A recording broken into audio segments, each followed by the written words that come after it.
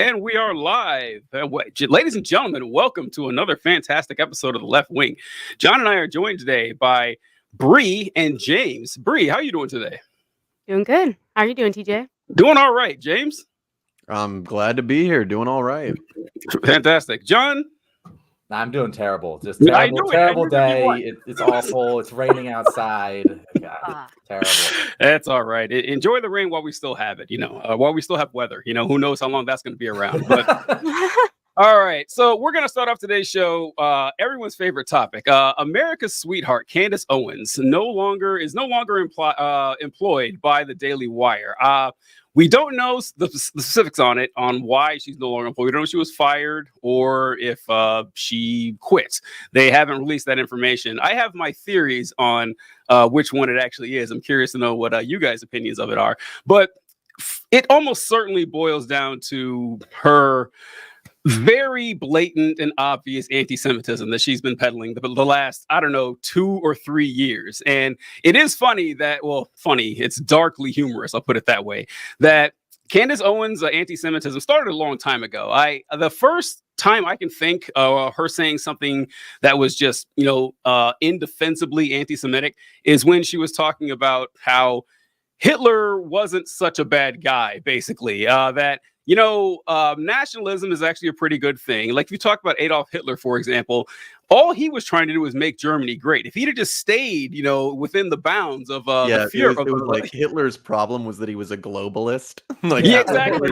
Yeah. Like, is that his problem? Yeah, that was it. If he'd have just stayed within the borders of the fatherland, everything would have been cool. And then she kept moving on, saying more shit about defending Kanye West and everything.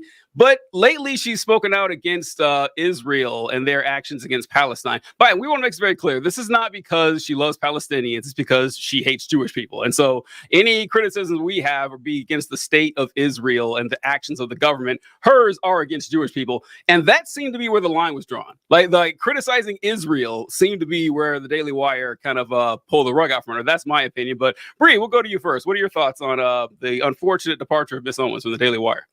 Is it unfortunate, though? It depends on what the perspective is. True. That's my first view right there. I think she was definitely fired. That's my theory. Yeah. I mean, Ben Shapiro is an Orthodox Jew.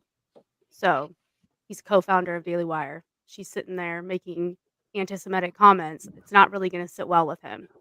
I do find it funny just because of the whole freedom of speech thing that they love to tout.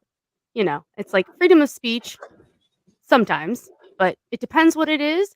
But if we get in trouble from somebody on the left, then we're going to yell freedom of speech and be really upset. But it's okay when we do it to ourselves or we do it to other people. I think freedom that of speech only for the right. Exactly. Freedom of speech only for me, not for thee. Yep. She's made so many comments, right? Like it's not a new thing. She did the whole White Lives Matter thing too with, Kanye, and we know how far Kanye's gone off the handle. So it wasn't too surprising to me. Honestly, I'm surprised it took them this long. Mm-hmm.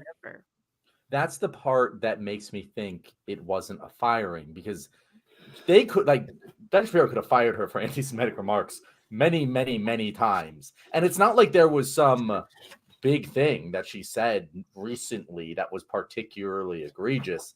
It seems like this is more so just the two parties hated each other so much that she was just like, you know what, screw it, I'm out of here. I would put my money on her leaving, but Ben Shapiro making the workplace so hostile that didn't really give her a choice. That's what I would bet my money on. But James, what do you think? I'm very much on the fired train. Okay. I think that throughout the past couple of years, Ben Shapiro and her have exchanged real good words with and about each other. And I think that this is purely one of those moments where someone's views are no longer in the interest of the person in power. I think that her anti-Semitism, because Daily Wire is such like a big outlet for the extreme right and for let's just say the far right in general. And the idea that now there's going to be cross the aisle, left and right people that are going to be effectively pro-Palestine, whether you're pro-Palestine or anti-Israel, because her anti-Semitism to the far right or the conservative right is translating into anti-Israeli rhetoric. And I think that Ben Shapiro cannot abide that. He can abide Hitler comments. He can abide all the other shit. But the moment that, I think it's very, very important, just the past 5 months that led up to it, ever since October 7th, her rhetoric ramped up. It's very much not in alignment with the power center's interest, and I think she had to go. I will say, James, I say this on the show a lot, that I hate Ben Shapiro, but he's one of the few people on the right that I respect from a business standpoint. Like, I think that he has done a wonderful job building up what the Daily Wire is, and I wish we had something like that on the left. And I will say that I've always said Ben Shapiro, he follows whatever, he'll say whatever it is to grow the Daily Wire, to give himself more power, to make his position within the Republican media sphere better. And the one time where he will be a total ideologue is when it comes to Israel. And it actually shocked me that she got this far. We're months into this now.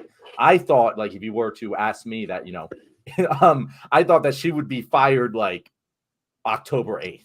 And she hung around for this long. And I really think that's because of just there was a conservative effort to not be cancel culture. And they just cornered themselves into this position where, oh, well, we can't fire her for saying things we don't like, but we really want to fire her for saying things we don't like.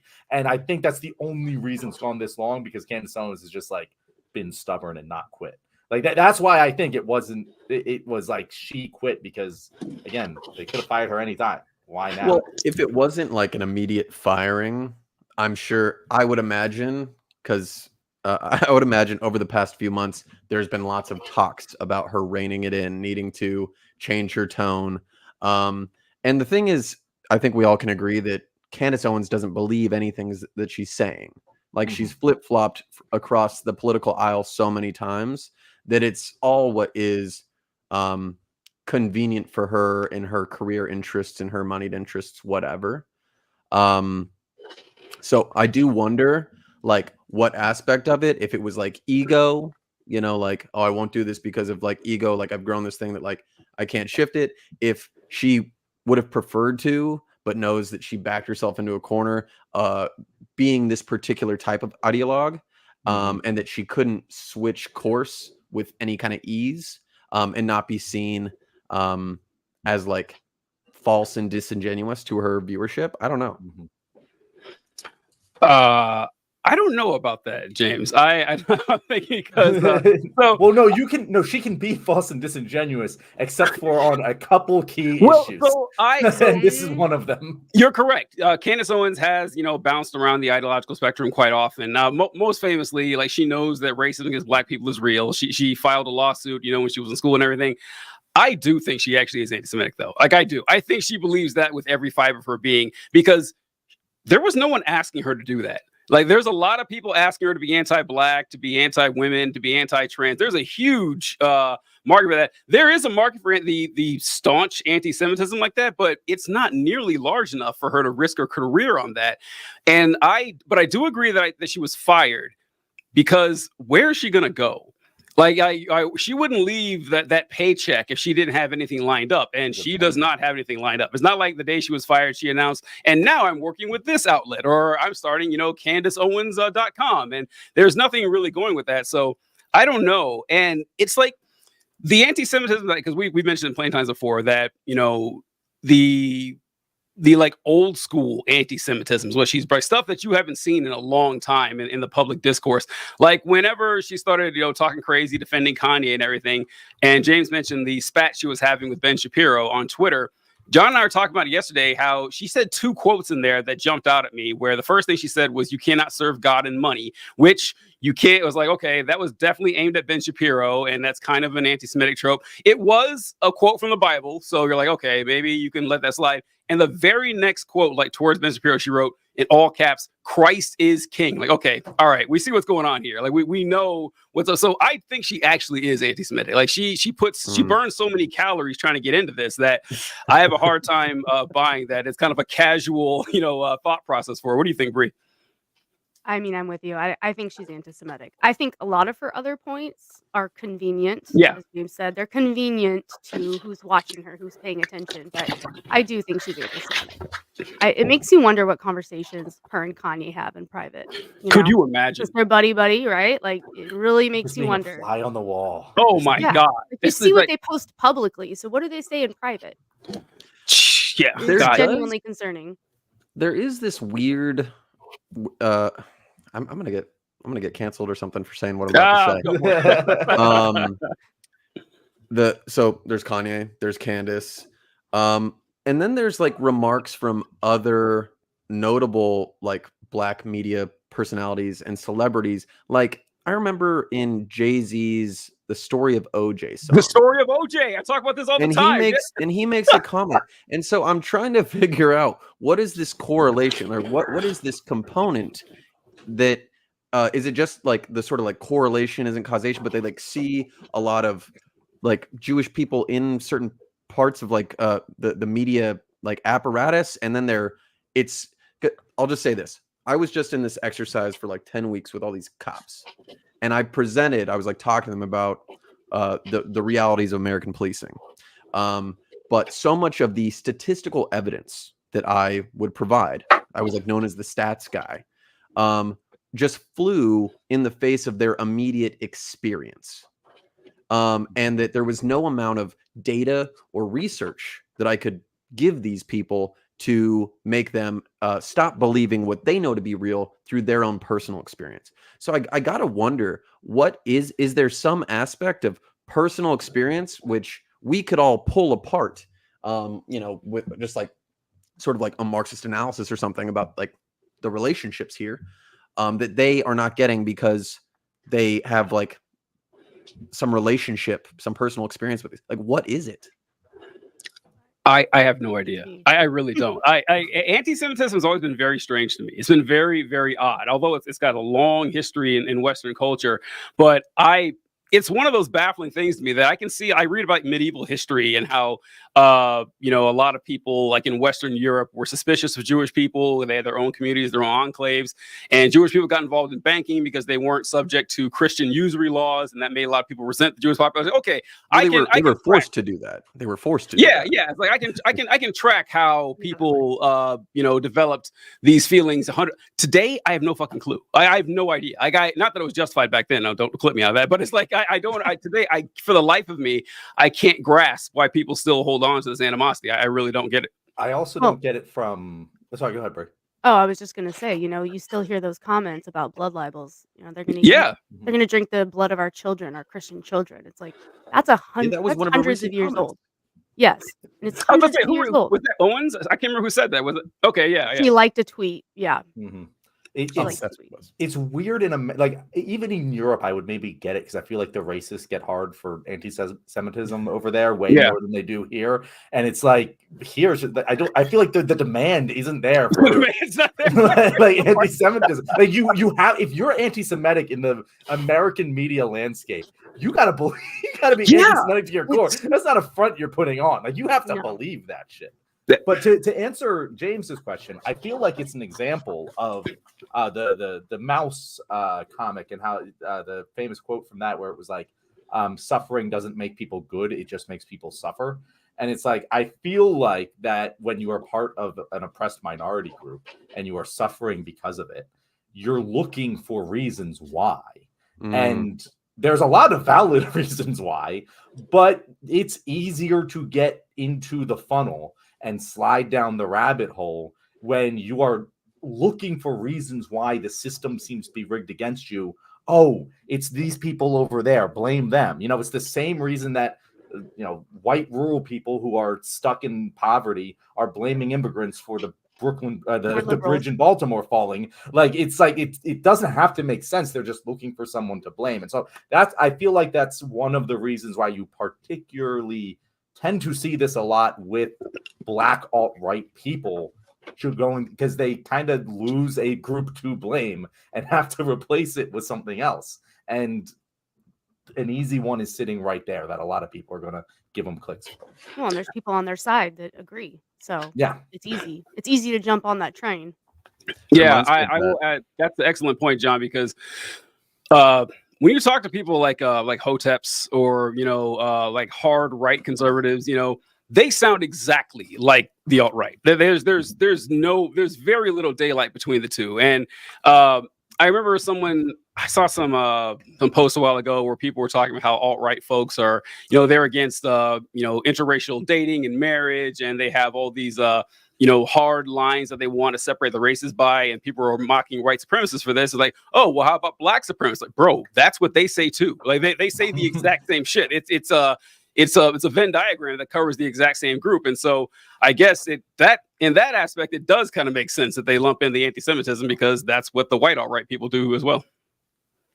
Maybe there also is, I guess Jay-Z's the outlier here. Like Kanye West has like a lot of mental issues. Jay-Z, just seeing like that little comment peppered, it's always just like been in the back of my brain. For the audience members who are not aware of this comment, what was the lyric? Because I actually I know what you're talking about, but it's from a song, "The Story of OJ" by Jay-Z, and the whole point, if you don't mind, James, the whole point of the story of OJ is Jay-Z is giving a lesson to us normie black people on how to be rich. That's basically the lesson of it. And it's funny to me for a lot of reasons. Like, because the first example he gives, I think, is how he bought this apartment complex for $3 million. Should have bought it, and then it got should have bought it. Okay, yeah, you should have bought it for a few $1 million, and now it's worth like 5 times as much more, like $15-20 million. And then he bought like this expensive painting or something, and for millions of dollars, they ended up becoming worth more. And then he makes this comment, and he says, "Why do you think Jewish people all own all the property in America?" So he says that line. Yeah, weird. That's a weird line, right? Yeah, Why does that need to be included? Just randomly thrown in there. It's so bizarre. The entire song is so weird, because this is Jay-Z. This is the whole point of the song. It's like, hey, I'm Jay-Z, your friendly neighborhood billionaire. I'm going to tell you black people how to be just like me, another black billionaire. So here's the first step: be Jewish. Okay, you're not Jewish. Okay, all right. Step 2, I need you to be a world famous, talented music artist and producer. All right, that's your next step. Step 3, marry an equally famous, world talented artist, and then combine your wealth. After that, buy property, real estate, and invest in art. And there you go. Those are all the steps. That's just like, the song doesn't make any sense at all, even if you take it seriously. But yeah, that line about why do you think Jewish people own all the property in America, this is how they did it, is fucked up, man. Like I didn't get that at all. No, oh yeah, he says this is how they did it. Credit. So it's also talking about like Jewish history and banking. And so I feel like there's got to be some historical component in the black community about like really understanding a relationship about wealth and power, especially if you're in New York, seeing centers of wealth in various Hasidic communities over here. And, obviously there's like other components. And I feel like in the same way that you were talking about, like effectively in capitalism, there's no center. So you have to like pick one thing, very like conspiratorial, one thing, the Illuminati, if you will, or something. And I feel like that's got to be like the starting point that gets people into this rabbit hole of radical anti-Semitism, like the Candace Owens type or the mentally unwell Kanye type. Well, and there's the Christianity part. Like black people are the most Christian group in the United States. And this isn't to disparage people who practice Christianity, but a lot of anti-Semitism there, And so, I mean, John and I talk about all the time how the Catholic Church, for example, didn't what was it? They didn't overrule their stance on Jewish people being collectively responsible for the death of Christ until 1964. I mean, for a long time, that was the official stance of the Catholic Church until, like my parents were born. So yeah, wild shit going on there. Wow. Yep. All right, good. That was a good place to cut it before it got really weird. But I was listen. Yeah, sorry for the whole. No, the that was a very it just made interesting me and think good of that, and I was question. like, I can't. It is a real thing. It is. And what I was thinking of, so I told a story a while ago about how if you ever want to see the biggest hotbed of conspiracy theories you can ever find, it's not Alex Jones' show. It's any black barbershop you go into. Like you go into a black barbershop, you will be inundated with the wildest shit you have ever heard. And my barber was gone for a while, and I went to this random black barbershop, and I sat down, and there was this guy I used to debate there all the time before I went to a different barbershop. Like I got tired of this shit. And there's like, hey, you're the guy that used to be, you're in the debate that one dude said, yeah, I did. But the guy said a bunch of like blatantly misogynistic shit, and he was insane, and I just couldn't deal with it anymore. I said, I think he alluded to the fact that he believed the earth was flat. And then the barber's like, oh, I think the earth is flat. I was like, what? And then I was like, are you kidding me? And then I went through this whole discussion about how we know the earth isn't flat. We've known this for like 3,000 years now. There's different ways you can test it yourself to make sure the earth is flat and not round. About, gravity is the reason that the earth is a sphere. Everything is drawn toward the center of the earth at 9.8 meters per second square. I mean, just really basic science shit. And he's like, oh, okay. And he got kind of upset, and I kind of offended him because I treated him like an idiot, And then he came back from his break, and I said, hey, I'm sorry. I kind of, I was kind of rude and everything. I didn't mean to be. And another barber steps like, hey, I think the earth is flat too. 2 in one building. 2 flat earthers. I spent the next 40 minutes going over like 8th grade science with these folks. And I don't know, it is wild. So that's where I blame it on. Jay-Z, Kanye, they went to too many government conspiracy theories, black barbershops trying to break down our community. And that's what I blame it on. That's funny. That's funny. That's the whole problem is the black barbershops. That's where you gotta get at the source. Tell Candace Owens that next time. Tell her to blame that. Yeah. Blame the barbershops. Don't blame the exactly. Jesus Christ. Man, what did I have written down here? What about Ben Shapiro? This didn't really relate specifically to the episode, but something John said about how Ben Shapiro is one of the few right wingers that he respects, at least for his work ethic and his skill of getting this media apparatus off the ground. And we talked before how we want it'd be great to have a left-wing Daily Wire, but how we really can't because they're never going to get funding by billionaires to talk about workers seizing the means of production. Not going to happen. So, but with Ben Shapiro, one thing I do is Ben Shapiro, I think he is actually intelligent, which I don't think he's as smart as he pretends to be or people think he is, but I can't tell you that Steven Crowder is intelligent or Dave Rubin is intelligent. Most right-wingers I see doing this shit are, pretty empty vessels, but Ben Shapiro does seem to have a brain about him, and you can tell he notices when things are actually hurting the party. Like he does bring up the fact that the election denying stuff is hurting the Republican Party. Like it actually is. And he was never a big fan of Trump. He's kind of like a reluctant Trump guy. He's like, oh, I'll defend Trump, but he talks about how Trump is hurting the party too in a lot of ways. So Shapiro is just a lot smarter than other Republicans, which makes him a lot worse because most Republicans are just idiots. Like, they don't know anything about James. You were talking about how you were talking with all the cops and everything and how they were unable to square reality with their lived experience as if, that's the question was like, I don't know. That's because they're cops. It's probably because they're probably right wingers. And that's what right wingers do.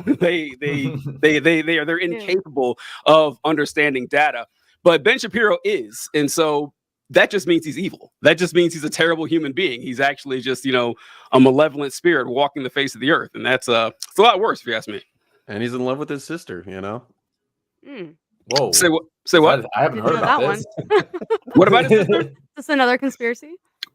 What did he say? I don't know how much of a conspiracy it is. He said Shapiro's in love with his sister. I'm gonna stop with that one. You guys can take that up with TikTok. There's a meme going around about Ben Shapiro talking about how his sister is. I've seen that meme. Yes. Yeah. He didn't actually do it, I don't believe, but there are some funny memes about it going on. But it's pretty good shit. All right, John, what do you think next? Should we go the boat or Ronna McDaniel? Let's go. Well, what did we want to end with? Oh yeah, let's go. Yes, we should probably end with. Ronna McDaniel. I like that. That's also what I'm thinking. Yeah. Let's go, since we're on the topic sort of Israel anyway. Let's do it. All right, guys. So I think, and you guys, I want to hear your take on this, because I think that the dam is really about to burst when it comes to the conflict with Israel and Palestine and Hamas and Benjamin Netanyahu and the United States of America and Joe Biden. Like, all of these things I think are coming to a head. I think this might be over in a month, because we just saw something I never thought what I would ever see happen in my lifetime. We just saw the United States of America choose not to veto a resolution that was in any way condemning the state of Israel. We had another, I think this was the third or fourth, I forget which one it was, but the third or fourth UN ceasefire resolution. We had already vetoed the previous ones, and this one we chose to abstain. And it really pissed off Benjamin Netanyahu. He went and canceled a delegation to the White House, which he has since reversed and is sending them. It's been a weird thing. I don't know what's going on behind closed doors there, but the tension between the White House and Netanyahu is about to break, and something's got to give, because the current state of affairs, I don't think, can continue for too much longer if the United States of America is doing something as serious as serious. They should have done this the whole time, but it is a massive change in policy that, again, I never thought I would see. But what do you guys think? Do you guys think this is a sign of significant movement behind closed doors that we aren't privy to, or do you think this is more just posturing and trying to extend this out as long as possible? And I guess I will throw to Bree and not just let you guys fight over it. Thanks. I'm not too sure yet. I've been going kind of back and forth on that, on what are we going to see next here. I think it's good that they finally did something, something. Abstaining is still whatever. Like, it would have been nice if they just voted on it, instead of abstaining. But I'll take what I can get, I guess, as far as how they're going to handle that situation goes. That being said, as soon as it happened, they were asking, is this binding? Is this binding to Israel? And the U.S. right away said it's non-binding. No. So it's like they immediately kind of took their side again, but they're trying to like straddle this middle line where they don't give too much away, where they don't, get in trouble from us to call them out, because we've been calling them out. Everybody has been. They've been calling out President Biden and how he's been dealing with all of this. And this is the first time that they've done anything that's gone against Israel in any way. And you're right. He is pissed. Netanyahu's pissed. I'm so bad at saying his name. So ignore that.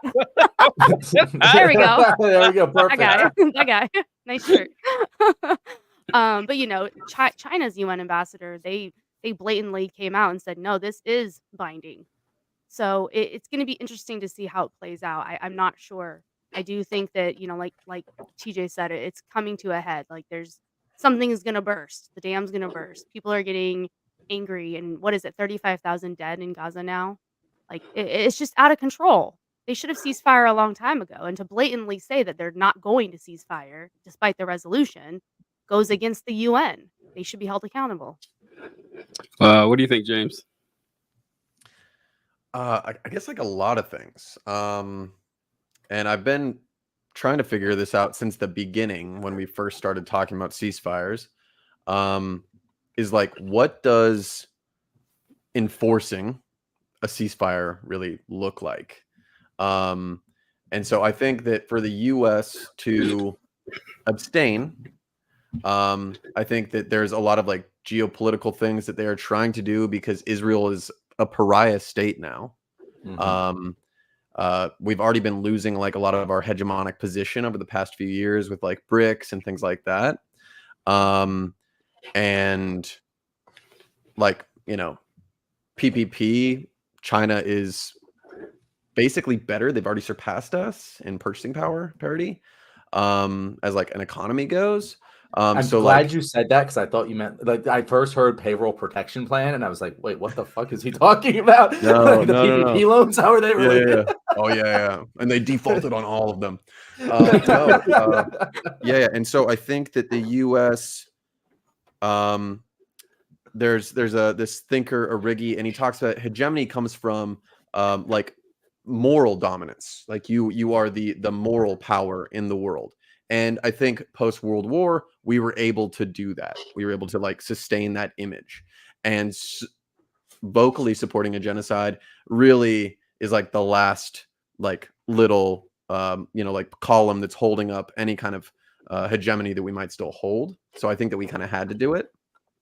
And I think that it's the enforcing part of this, it is binding. Like however they say, like I think them saying like it's not binding means like we might not abide by it. Like we might keep sending them weapons, keep sending them aid. Like what the fuck? That part is the part that I don't understand. I was reading an article about it, and they were talking about the language. Yeah. That it says demand, and the U.S. is saying, "Oh, well, that's not the same word." Yeah, like, it's still a demand. And there's one other part that felt important, which was like a week ago, 2 weeks ago. I don't know. Things are happening very fast now. Where I think it was Malaysia came out and they're like, because it was after like the fourth veto by the US. And they're like, yo, this whole fucking 6 countries getting to decide like everything for everyone's bullshit. Let's take away this power. So like there's also the idea of like holding together a global power block in general. Like who knows? Yeah, listen, I didn't hear about that, but I'm glad to hear, because I mean, listen, I'm not the first person to think of this. I remember learning about this like in middle school, that the UN has half a dozen countries that can veto anything. I said, that doesn't make any sense. That kind of takes away from the title United Nations. It sounds like, these 5 nations and their, junior partners. That's what it kind of sounds like if you guys actually get to run everything. So I'm glad to hear that this has come up from somewhere at least. And as far as the moral hegemony thing, I hadn't heard that argument or that's a sentence yet, James, but that is kind of funny to think about, that the United States, fresh off being the only country in human history to incinerate entire towns with 2 nuclear bombs, that we're the moral leader of the planet Earth right now. Like all this goes through us. We can definitely decide what's right and wrong for everybody else. There's no better judge than good old Uncle Sam. And that's about storytelling. We were able to craft a story that was the dominant story across the world, and now us are crafting a new narrative that they can't control, and it is tearing down whatever thin veneer of morality there ever was. Hence banning TikTok. Yeah, it's essentially a simulacrum for just life in general, like in the modern world, that it's about tearing apart these ancient myths that we all grew up learning and bought into. And now that we're adults, we're figuring like, okay, how did people just buy into this shit for decades and decades on end without questioning it? Like, it's like the thing, like we all knew adults were incompetent, but we didn't know the situation was this dire until we became adults and how bad it actually was. And I hadn't heard, Bree, you mentioned something about that. I think it was you talked about that. Well, this says like you must do this, or it's enforced or something. And like, well, that's not what the language really means.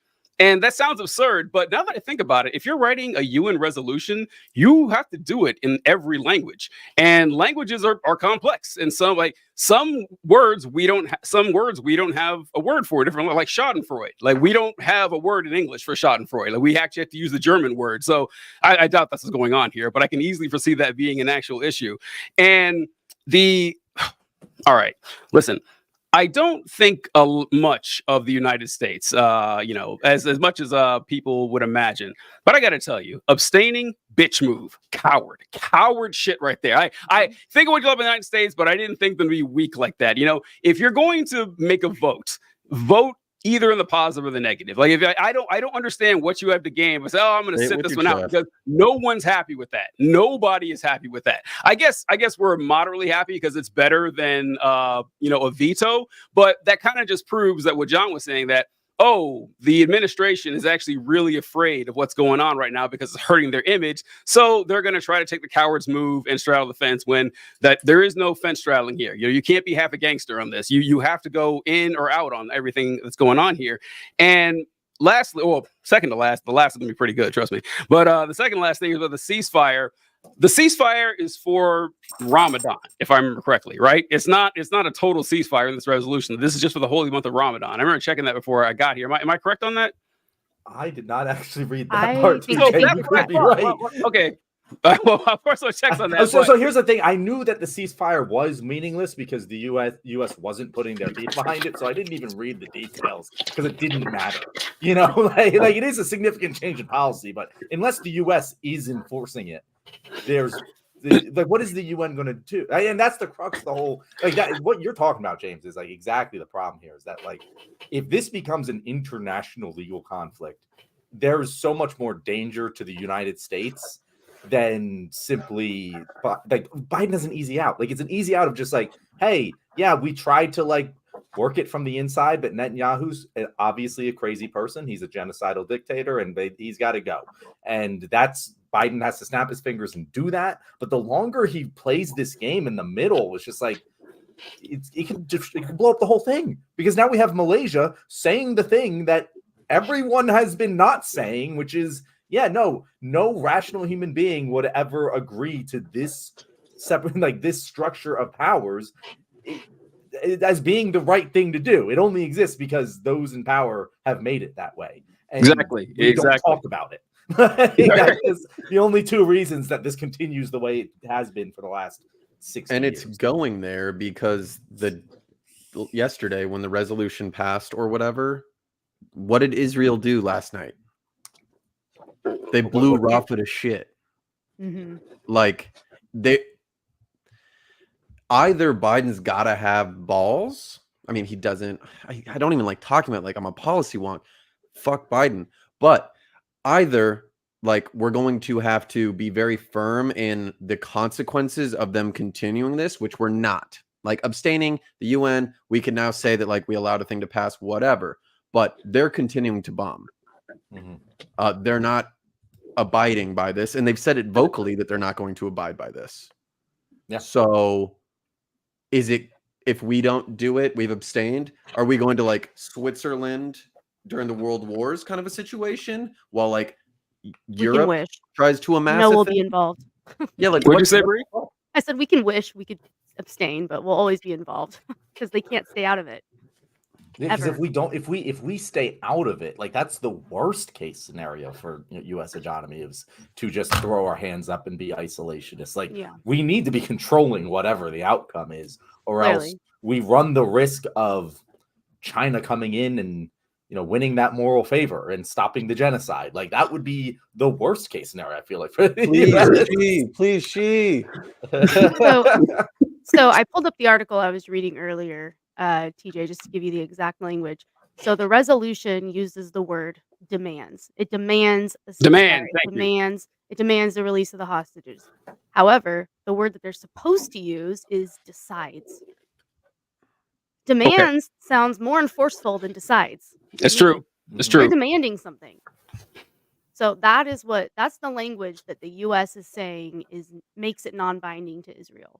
Interesting. I didn't know that, but I did look up too more because I was curious myself that the Security Council demands an immediate ceasefire in Gaza for the holy month of Ramadan. 14 members voting in favor. United States was staying 3 days ago. So yeah, this is it's a temporary ceasefire anyway, which we were mocking that when, you know, Harris was calling for that 2 weeks back. And my whole opinion on this is that if there's a temporary ceasefire going on, that means you're not taking this seriously. You're not. I'm sorry. Like, if this is an actual war that I'm worried about my survival and it's a legitimate threat, I'm not going to take time off. I'm sorry. I'm not. It's not. And I never bought into that. It's kind of like during World War I. You guys know about the Christmas ceasefire they had during World War I, when, like, the British and the Germans started playing soccer with each other and everything. It's nonsense. But you know about that, Bree? Then they were like, back in the trenches, boys. It's a wild Sounds story. insane. Yeah, it was right in the middle of the trench warfare, and it was Christmas Eve, I think, the evening on Christmas Eve. Good job, TJ. But a German soldier was singing Silent Night in German, and as German people singing, and a British soldier overheard him, and he recognized the song and started singing it in English back to him.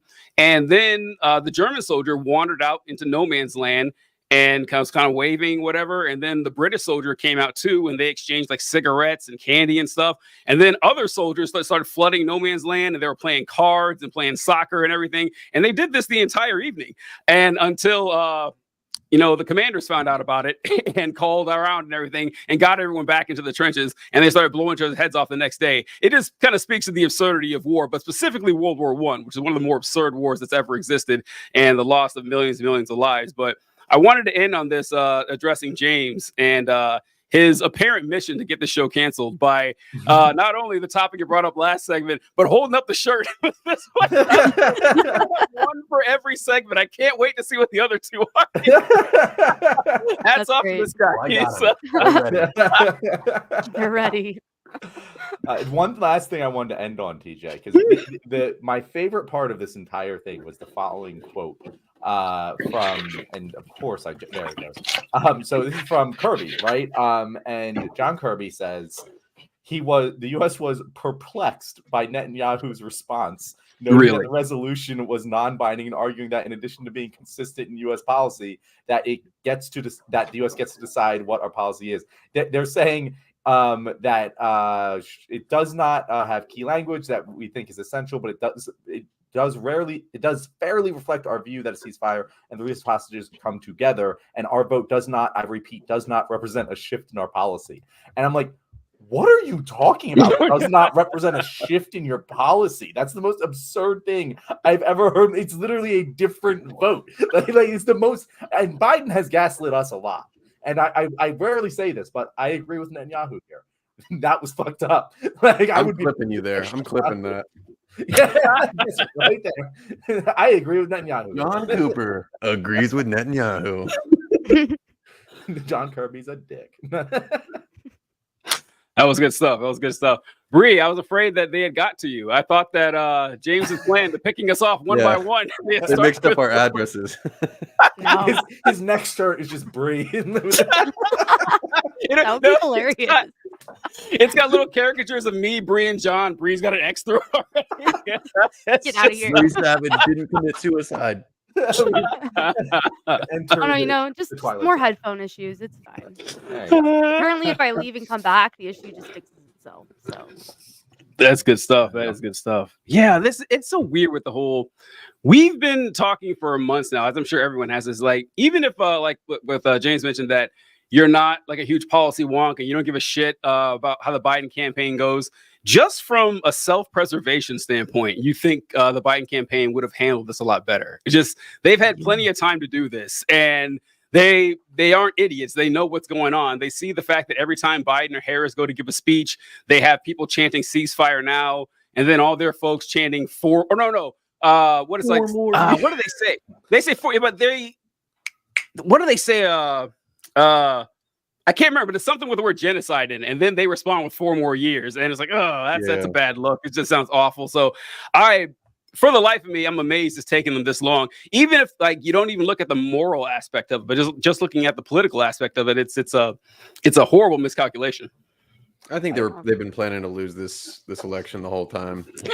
So they're like, I just throw in the towel. Yeah, I'm not gonna lose anyway. If I was trying to lose this election, this is how I would do it. I couldn't do it better. Yeah, it might be the most unlosable election, and they're like, you know what we're gonna do? We're gonna support a genocide. It is wild. It is pretty wild. I still think that Trump, I don't see Trump winning. I just can't. There's a lot of reasons they'll go over to in the Ron McDaniel section. I can't wait to get to that one. But man, Biden is giving it the old college try. Like he really is doing his dead level best to snatch defeat from the jaws of victory. It is bad times, folks. All right. I mean, look at how they handled the 2016 election, the DNC. Like they don't make great choices. They haven't learned either. They haven't learned in 8 years. They will not learn. I mean, clearly, we've tried. The 2016 election was an embarrassment of colossal, like a cartoonishly bad embarrassment for the Democrats. And this happens a lot too, because whenever you talk to anyone on the right, and they say, hey, aren't you mad? Well, we say, listen, the election wasn't rigged. I mean, say what you want about the candidates or whatever, but there wasn't this, widespread machine creating millions of fake ballots for Biden. It's nonsense. And they love to respond with, oh, well, you call yourself a leftist. Don't you say that the DNC rigged the primary against Bernie. Okay, when we say rigged, we're not saying they were churning out millions of fake ballots for Hillary Clinton. That's not what happened. She got the most ballots. Like we have an adult's understanding of the word rigged. What we're talking about here is like, they realized the more Bernie talked in front of the public, the higher his polls got. So they would schedule the debates like during football games and shit when people wouldn't watch it. They had, well, honestly, like the oddly undemocratic aspect of super delegates in the Democratic Party that the Republicans don't have, where it's a year before any votes are cast, but somehow Hillary Clinton has 500 super delegates because they can just pledge, way out in advance, and Bernie has 0. So whenever they reported the delegates, you always saw Hillary Clinton with a 80% lead, even though she had roughly the same amounts as Bernie, but the super. So yeah, that's what we talk about. When we're talking about rigged. We're not talking about 2,000 mules or some dog shit that's rotting you guys' brain. But it's unfortunate that's the same word. Dude, 2016 was the year I lost faith in this country. Same. And it was exactly that, like seeing all of the nuanced ways in which like the direction of all these events is manipulated and controlled. And I was like, oh my God. And then I remember in 2020, I listened to Solidarity Forever while I went to go cast my primary ballot for Bernie. And that was the last time I was happy with politics. The last time I was happy. That was the last time I was happy. Point blank. Now I'm just various levels of miserable or pissed off. Yeah. Now I just wear this shirt. Bernie's the only old white man that I want to be. Like I mean, not anymore. Now he's garbage. Yeah, well, I mean, but I used to. He'd still be better than Biden. Yeah, those were good days when we thought we were such fucking simpletons and we thought, Bernie's got a chance. Yeah, we'll get Bernie in there. They won't railroad him at the earliest convenience. Yeah, those were. It has been dark times since then because Bernie's not going to run again. And there doesn't seem to be a deep bench for people that we really are.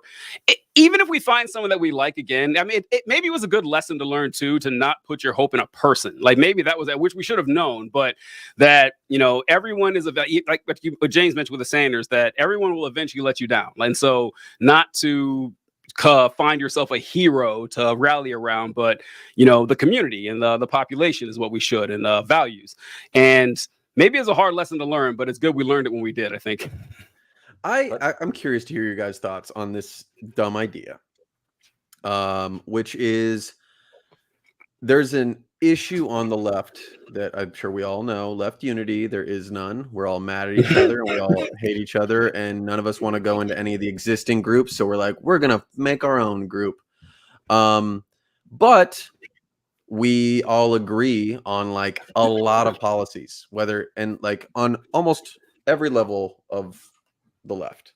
And I was like, what if there's a thing, instead of like creating a new party or wanting Bernie, a singular person, some kind of thing like that we did like the left's version of Project 2025.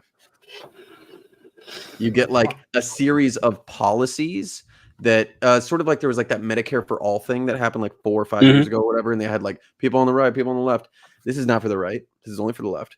But it's only for the left around a broad set of policies so that we can like have some sort of like unified approach to politics. The problem, James, is that kind of exactly what TJ was saying, how there can't be a left-wing Daily Wire. There can't be a left-wing Project 2025 because our power is not consolidated. Like there's no like a couple special interests that can write this and then the rank and file just go through with it. Like there is no centralized authority, and so it's kind of hard to get a single project that we can all rally around. And that has to be there. Like that right there is why it's hilarious that they think that we somehow stole the election. Like we have oh my God, right? Yeah. First of all, they say how dumb we are, right? But then they think that we're smart enough to do that. We're less organized than they are. That's what I say, Brie, about Donald Trump. Like the reason that like I'm genuinely not that worried about Donald Trump, because this is the guy that scheduled his very important speech at Four Seasons Landscaping. Like as much as Project 2025 is terrifying, once you remember that Donald Trump is the one who has to execute it, it becomes a lot less scary. But yeah, yeah, that's why. But James, I do think that Medicare. Do you for not All is a think that great us example. as like content creators, that I think I've grown to know so many of you guys like in the past like year and a half or two, or since I started doing this, and those dialogues are open. All those people are really willing to rally around some message. Like I've had some version of this conversation with quite a few people. So like, you know, there's different kinds of capital. We're not going to have money capital ever. What about human and social capital that we do have access to, that we have really bootstraps for ourselves? Is that not a valid thing? I think it helps, and it helps because it gives us reach. We can reach people, and that at the end of the day that's the hardest thing, is to get your word out. But then you have, apps like TikTok where they suppress you. Yeah. Go ahead, TJ. I think the primary problem there is John and I talked about this yesterday, is that when it comes to people on the right. First I'll say, James, when you said that, can we do something like our own part of 2025? I thought you meant like, overthrowing democratic norms and installing us. Yeah, let's go. Let's go. Let's do it our way. But, Do it. but I think the main problem with the left is something that John and I talked about yesterday, is that when it comes to right wingers, there is pretty much one type of person. You have a right-wing conservative, usually white Christian. Like that's a James was not interested in my message. Like AJ, no, sorry, my cam just went down for a second. F this guy. Shut up, TJ. I don't care. But so conservatives, it's really easy for them to consolidate around any of the four things that they care about, and then tack on a shitload of bigotry. But with us, it's a lot different, because just people, not even leftists, but people who are nominally on the left, is that you're going to have, the black community, the queer community, the white working class community. Well, a good chunk, not most of them, apparently, of the white working class community, feminists, Native Americans, Latino immigrants. It's people who have a lot of similar goals, but they also have goals that don't necessarily coincide. They don't converge. And it's very easy. We see it all the time where leftists, we don't have a lot of power, institutional power or actual power in the United States. And so what we hold really valuable, what we really hold dear, is esoteric knowledge. Like, we love being smarter than other people, and we take every possible opportunity we can to shit on other people. Say, oh, okay, you haven't read this 19th century text on social. Okay. And so we do this shit all the time. And I mean, it's not just a joke. We really do. And that's why it's hard to get us to work together. And everyone has their own pet ideas. And so, like, Medicare was a good one, like, because that's one that we could kind of all rally around. And that one didn't work either. I think it's possible. I'm not saying it's impossible, but it's a lot more difficult for us than it would be for anyone on the right. And the third issue that we're going to have is, and this applies necessarily to leftists, not necessarily people who are just like liberals and leftists, that there just aren't as many of us as we'd like to think. People who are like actually leftists, people like anywhere to the left of progressives. There are people who are, liberals or maybe even conservatives that would have a leftist view or two, but people who would actually, identify with enough of these qualities to get behind a movement is fairly small. I'm comparatively to the rest of the voting populace, and I sound like a doomer here, but I'm just saying that it's possible. Go ahead. No, I understand the pragmatism and the cynicism. I think that I'm always dancing between the poles of hopelessness and cynicism. There's there's not like a bright side on that. But when you look at specific policies, like they don't even need to be socialist. I'm not talking about like socialist policies here. I'm talking about like effectively, like, I made some dumb video a couple months ago. I was like, this is the bare minimum if any fucking politician wants me to vote for them. And it's like bare minimum policies, whether it's Medicare or like a single payer healthcare. I'm not using Medicare for all anymore. That was co-opted. Single payer healthcare, federal jobs guarantee. These all have more than half of the population supporting them. The Green New Deal or certain like sustainability efforts. Those ones have broad-based support, but they do have like human rights support or whatever the opposite of support is. And I'm like, that's, I guess, what I was trying to, or what I was imagining, not so much like Claudia and Karina being like, we're going to seize the biggest 100 companies, which I want them to win. That'd be fucking tight. It's not going to happen, but that's not what I'm even saying. I'm like, there's stuff where each of these policies has anywhere from like 53 to like 75% of the population supporting them, because we're all fucked by them the same way. So, but James, and also to address one thing, I think that the right has just as many particularities as the left does, like our own little pet projects. Because I think you grouped them in with just like general, I forget what the bigotry, but all that bigotry is tied to some desired social formation that they want. But they're really good at sacrificing particularity for a single goal in that moment. And they're like, we'll go for that thing later. And I think that that's the one thing that the left isn't good at right now, is they're like, if I can't have it all right now, I don't want nothing, and I'm going to stop you from being able to do it. And yes, that is a big fucking issue. So I think, James, and I don't want to have come off as a doomer, because that is the opposite. Like, I'm someone who fights against doomerism. I just think that a coordinated plan such as Project 2025 is impossible on the left. However, I think what is possible, and I've talked about this before, there's two key factors that I think can give us a path to victory. One being demographic change. Once the boomers start dying, it's going to have a massive wealth shift downward to people who have already been radicalized. You're going to end up with a lot of millennials who have all of this pent up. They haven't moved right like previous generations have, because they haven't gotten the money. And by the time they get the money, they're going to be too far gone to ever go back. And so hopefully, knock on wood, fingers crossed. But like, I made no promises, John. I made no promises. Like, once I get that money, bro, I did. Like, once my dad this has show me get that house, I'm fast out of here. Quick end. I'm out. but that is going to happen in the next 20 years. And the other thing that we're seeing right now, which I don't think is going to stop, is the labor movement. I think that we are, because that is something that it's not just a progressive thing. It is a centrist thing. It is a right-wing thing. You see support for this across the political spectrum. And so if you have organized union leaders, and if you look at what Sean Fain did with he nailed it. He absolutely nailed it. In an economy that has become so complex, you can absolutely shut it down with very little effort and coordination. And that's exactly what he did with the auto work. Like, he just said, okay, we're gonna have 100 people strike over here on this day. We're gonna have 20 people strike over here on this day. We are not really exposing ourselves, but it's causing millions of losses because of the supply chain is so complex. If you have stand-up strikes, what I forget. It was the rolling strike, right? Like what they used to be. It was like stand-up strikes. Yeah, I forget exactly what he called them. But yeah, it's exactly what it is. So if you have a couple major unions that grow power and organize, that would give institutional power at the same time that a lot of progressive people are getting financial power, and we have a demographic shift which causes the entire electoral landscape to shift.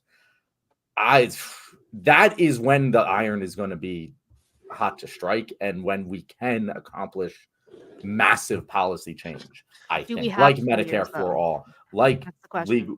What was that, Brie? I said, do we have 20 years though? That's the question. Well, I think we have 2028 strike planned, and I know that there's other topics to talk about, so we don't need to get into it. But the timing of that, electoral wise, is interesting. That's going to be the shot across the bow, I think, James. And I'm optimistic, and maybe I'm naive, but I do think that like the tides, they are a change.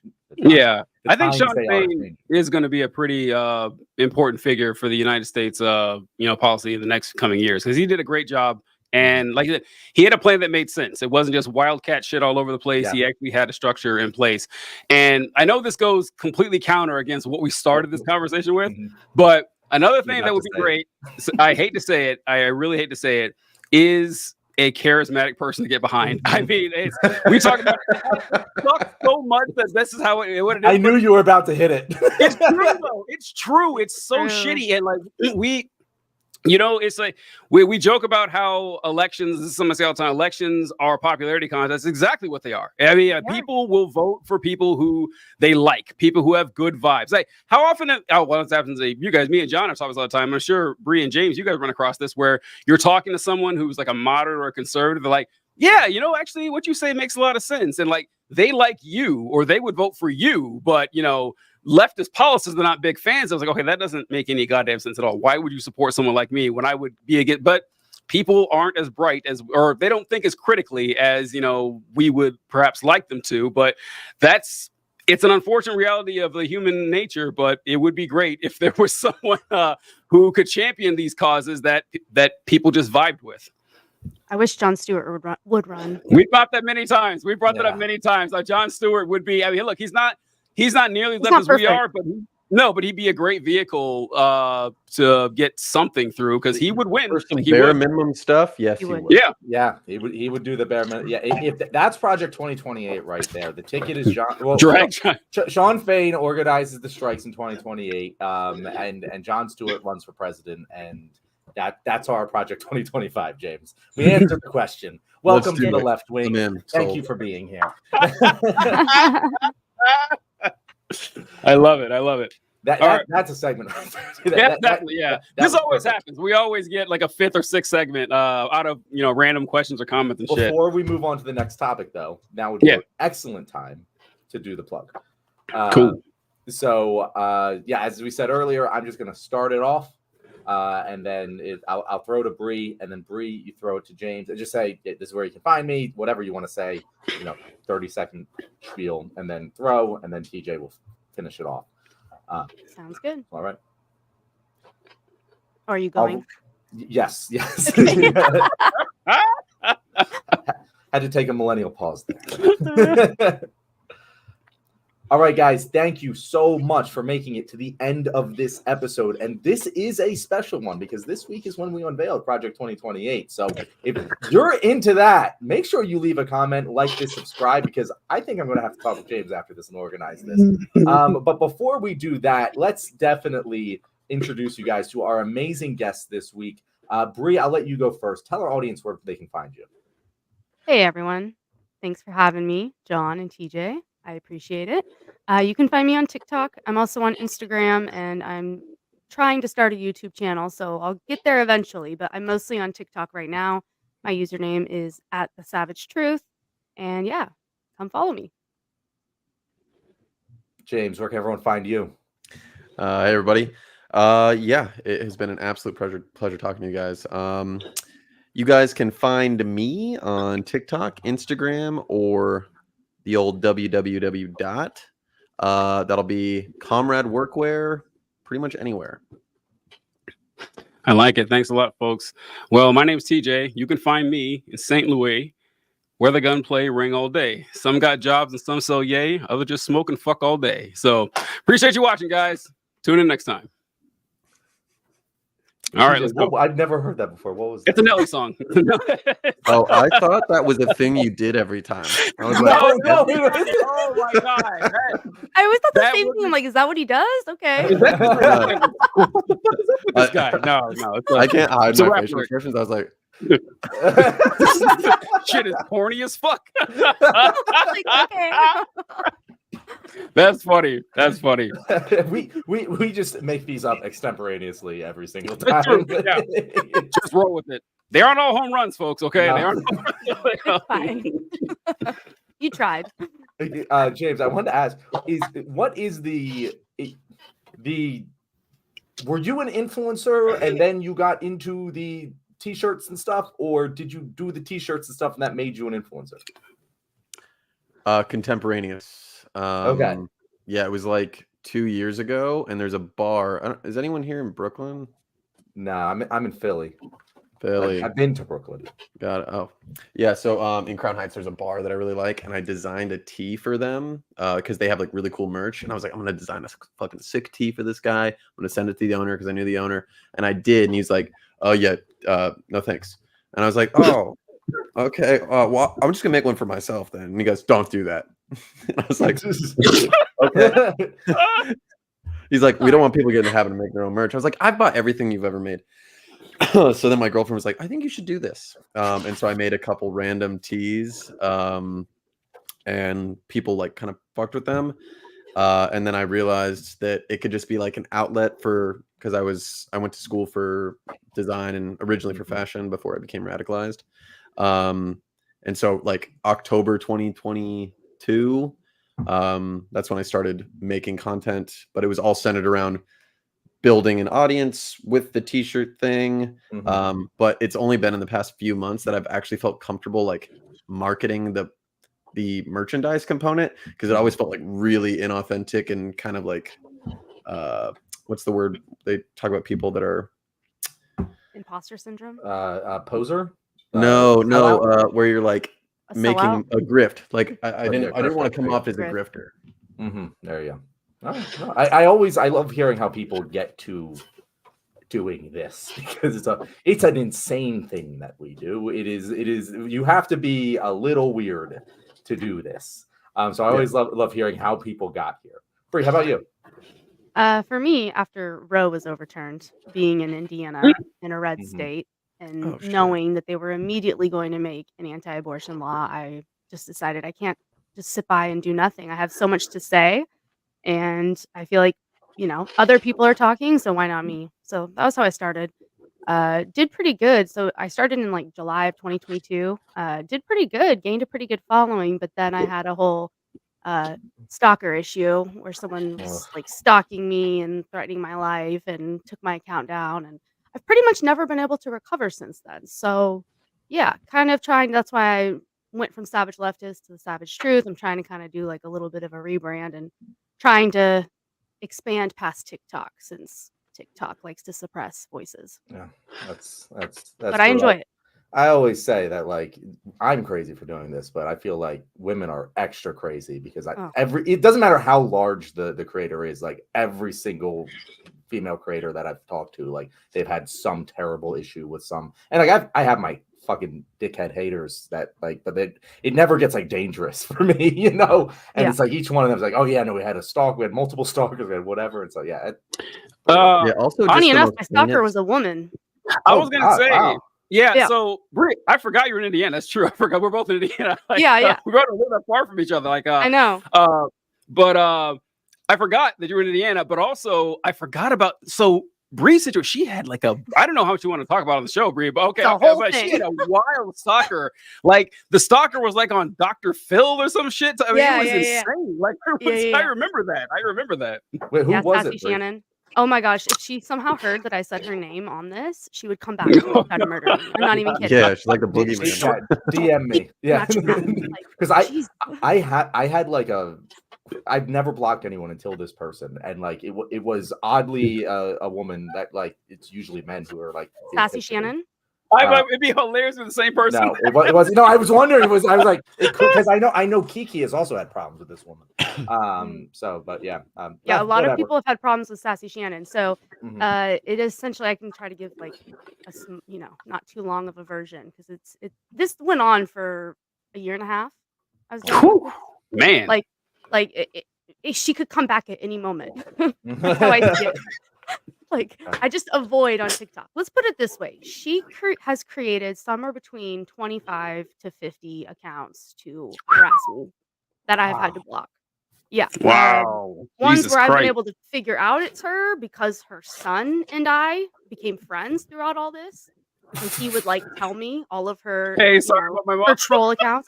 Yeah. Oh, that's a whole other thing too. Can you imagine like knowing your mother is so fucking crazy? Right?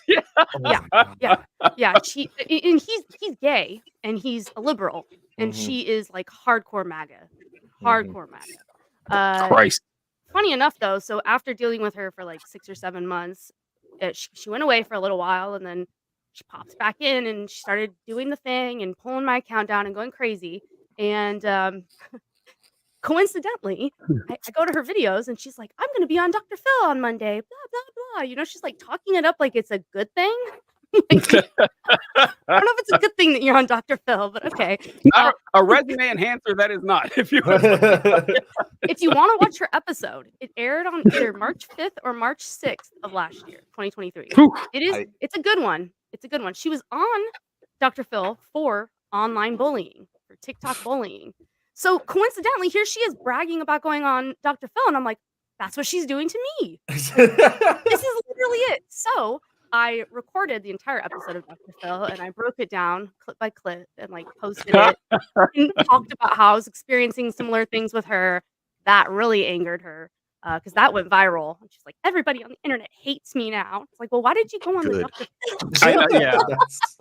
Was she set up? Because I remember that she seemed like she Her was son. excited for it. She didn't know that she was going to be ambushed. Like, lady, you are insane. So that was fun Yeah, to see. her But son, who I'm now friends with. Yeah. that's funny. I've never said this before. I want to watch this episode of This Dr. Phil episode. Please do. Please do. Please do. Two firsts in one day. I want to watch Dr. Phil, and I agree with Benjamin Netanyahu. Perfect. Two great sound bits. All right, so let's TJ. I say we go to Ronna McDaniel here, and then we can hit the boat if we have time. Okay. Just because we have that's a third segment. We already have it. All right, gotcha. So I'm cool with making the boat thing. Maybe we just throw to it because I don't know. There's too much to say about the boat. There isn't. But- It's really just a lot of making fun of the conspiracies. Republican reactions more than anything. Yeah, That's what I kind of had. Yeah. No, So, yeah. there was one thing in that I was irked Okay, about, we'll but do get to Ronna that. and then we'll We'll end get with to the that. boat. Does anyone have a hard out at 8:00 today? I'm good. Okay, so we can go a little bit over if we want. Oh. All right, TJ, did you want to introduce? Yeah, I'll go ahead and start this one here. We're all Eastern time. That's good. I just realized that. All right. Yeah, so wanted to talk about the Republican National Committee and what's going on with them. The entire Republican Party is in disarray. It's more than just the Republican National Committee, but they kind of dovetail into what I want to talk about here. Is that last week, I believe it was last week, last Sunday, Ronna McDaniel was on MSNBC being interviewed by NBC hosts. And the NBC host kind of revolted against it after the interview was done, actually talking to the audience, like breaking the fourth wall and saying, listen, we apologize for what our bosses are making us do. We don't think it's right that they hired Ronna McDaniel, the ex-chair of the Republican. By the way, folks, her name is Ronna Romney McDaniel. This is my favorite part about Ronna McDaniel is that she is Mitt Romney's niece, and she actually dropped Romney from her name, which has always been part of her professional name until Donald Trump became the nominee, and he didn't like Mitt Romney. So she gave her own family to supplicate Donald Trump and got fired anyways. It's a win for everybody involved. And so she was hired by NBC and fired shortly afterward because, the people that worked there said, this is a travesty. This woman has been pushing election conspiracy. How do we know she's telling the truth about anything she reports?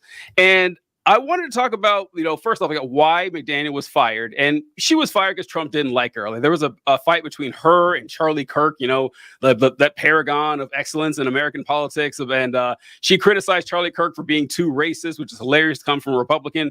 But she did do a poor job managing the Republican Party. The Republican Party, there was a demographic that redstate.com, of all places, showed with the expenditures for the Republican National Committee and the Democratic National Committee. And the Republicans had spent like 3 to 5 times as much on limousines and on floral arrangements and just like on absolute nonsense. And the Democrats had spent, twice as much as the Republicans when it came to actually funding their candidates across the country. And this has turned out into a big problem for the RNC that as of right now, there are several Republican states that are nearing bankruptcy. Michigan is down to about $90,000 they have for the entire Republican Party in the state. Arizona is down to $14,000, and Arizona is down to $14,000, and Michigan is actually down to $53. I'm sorry, they went from that to 53. It's like 5300. They don't have any money at all. More money than the Michigan. You RNC. have more money than Michigan. That's a fucking W, guys. Yeah. Is TJ, Winning. is Michigan an important state to Michigan's have? a fairly important Is that- state. Michigan and it's once again, this is an incompetence off. Like who can actually be worse? The Democrats are trying their best to lose Michigan. Well, the Republicans are doing them one better by having no money to put into their campaigns. The RNC across the nation has $9 million, and the Democratic National Committee has about $20 million. And these numbers are bad, but they're going to get worse for the RNC because I don't know if you guys have heard, but Ronna McDaniel is fired and replaced by Donald Trump's daughter-in-law, who has made it. It was great because she first said that her primary goal was to use every penny donated to the party for Trump's campaign. She had to come back a week later and say, well, I didn't actually mean that. We're not actually giving all the money to Donald Trump's campaign, but they're doing something almost as good. Whenever you donate to the Republican National Committee, the Trump campaign gets the first bite. Like, no matter what you were donating for, Trump gets the first bite. And this came out because there was a fundraiser that Trump held, and we saw how the breakdown was going to go. And the fine print for the donation said that the first $6,600 of every donation from any individual or agency will go straight to Donald Trump. Like, the first $6,000 go to him. The next $5,000 goes to the Save America Political Action Committee, which is the political action committee that funds Donald Trump's legal fees. And then the next $400,000 after that will go to everybody else in the entire country. Like, Trump gets the first bite of the apple every single time. So it's not looking good. And Trump is going to suck the RNC dry. He is. He's going to drain them for everything he can. And you love to see it. And that, even if by some miracle, I don't think Trump can win, but by some miracle Trump does win, he is going to crush all of the other Republicans along the way. And I'm glad to see it. I don't know. Like, James, I'll throw it to you. What you think? Do you think Trump's making the right decision here? Yeah. Yeah. On it. For Trump? Yeah. That's the right call for Trump, man. When have you seen Trump make a call that wasn't good for him? Yeah, say what you will about Trump, but he's pretty consistent about it. He takes care of Trump. He takes care of Trump. Trump is number one, right? It's funny. Yeah, I mean, honestly, I didn't know all this other stuff about the RNC and in the dire state that they're in. I guess I am a little curious. You're like, I don't think. Okay, actually, sorry, random thought. You guys remember Vivek Ramaswamy's campaign finance? He was like, let's do an MLM. Oh yeah. Wow. Yeah, I forgot about that. Yeah, it was beautiful, incredible campaign innovation. Maybe the RNC needs to start doing something creative like that. I'm actually shocked that like isn't a thing already. like that was, as much as that's like a shitty idea. It seems like, let me get my down funnel Republicans. Yeah, but it kind of is exactly what Trump has set up here. Is kind of an MLM. Like it is all of the money being filtered to him at the top, and it is genuinely shocking to me that like. No one. I know that we're always like, how do people not see this with Trump? But like, how do the people in power not realize that this is very bad for the party? Like the people who have the power must be able to stand up within the RNC. Like, how is the RNC so much weaker than the DNC? How is that possible? Like, the DNC rules with an iron fist, and the RNC apparently you can just install a puppet and just say, like, it's insane. All right, so I don't jump in, Bree, before I say, because this is one of the most fascinating topics to me. Where you talk about like why? Because listen, the RNC is a lot less disciplined than the DNC. It's wild to think about, but it's self-evident in what we've seen, and it's because in a weird way, it's kind of what we talked about earlier with like the super delegates and the non-democratic structure of the DNC is that the Republicans actually take their base seriously because they're afraid of them. And so what John Lee said, like, don't the grownups realize it's bad? Yeah, they do. Like the intelligentsia, the media, Republican politicians outside of, 8 or 10 like crazier than normally crazy Republicans who worship Trump. They all hate Donald Trump. They have since 2015, and they know the damage does to the party. The only problem is the fucking rubes that vote for them in the primaries love Trump. They love everything he stands for. So it doesn't matter if, Mitch McConnell or, Paul Ryan, Mitt Romney don't like Trump. Cletus and Jesse that are voting in the primaries are going to vote for Trump overwhelmingly every time. And another thing I remember watching a few years ago, there was a graph showing the average age for a Republican congressman and a Democrat congressman. The Republican had a lower average age. Like, they were actually younger than the Democrats because Democrats have this. I mean, we've seen it plenty of times with, Ruth Bader Ginsburg or what was her name in California? Dianne Feinstein. How we have this deference to age and experience and everything. It's like, oh, well, this person's been around 40 years. They must know what's going on. What if their skin is literally melting off of their face? Yeah, You know, like, well, at a that's certain just point, you show. gotta call it. That's Time just to the say battle goodbye. scars. Say what, Bree? I said that's when it's time to say goodbye. Like the end. No, that's when it's time to bolt yourself to your seat and never leave or It's when it's anything. time to give them a committee chair. Exactly. Yeah, absolutely. TJ, there was they- TJ. There was something you had just said that reminded me of one of the articles about Ronald McDonald here, which was, and I think it's kind of similar to Candace Owens. I think it's emblematic of the same like situation, which is on the MSNBC side. They're like have to have like this air of objectivity, of non-bias, things like that. And so it's not necessarily the worst thing for them to have like a conservative voice within the MSNBC, but like the point is also to have a voice that's going to speak to an audience for them. Because even if they want to be like pretend news or journalism or whatever, like they still also have to like find their market. And that market doesn't want to hear the intelligentsia side of the conservative right or the Republicans. They want to hear the demagoguery. They want to hear the outlandish bullshit. And I guess that's, I mean, like Candace Owens is like some like far off kind of crazy example of like trying to maintain some like discursive line and not being able to hold that while still trying to like pander to the political population.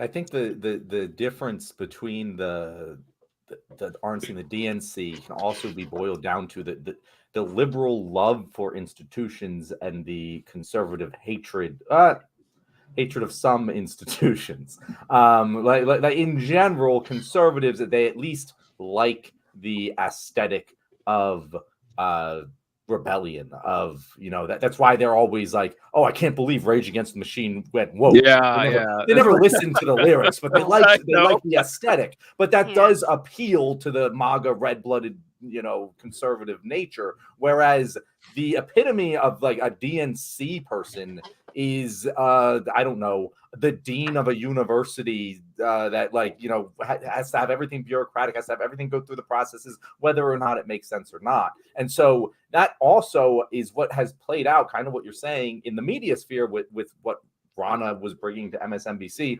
Rana had the intelligentsia, the institutional ties within Comcast, MSNBC, everything that got her the job.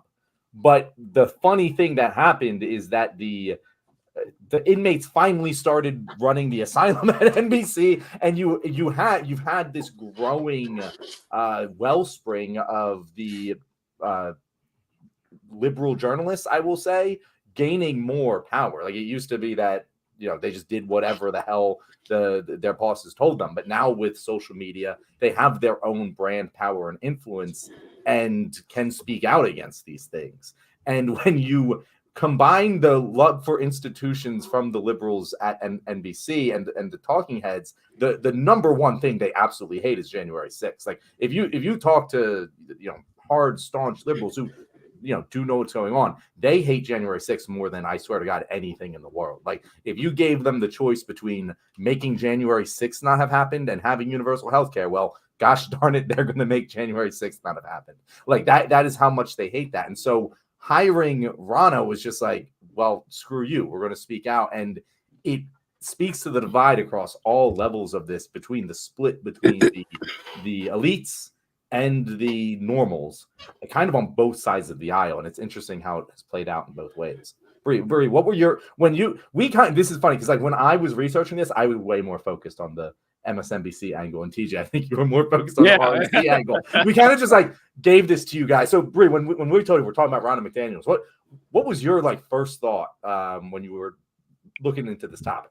Yeah, so it's funny because before I even got the topics, a couple days ago, or yesterday, I guess I should say, yesterday morning, I was watching something on YouTube, just a conversation between two MSNBC hosts, and I saw them say how awful it was that they hired her. They just blatantly said it, and I thought to myself, like, damn, they're going there, and then you kept seeing it go, over and over and over with everybody, even Rachel Maddow.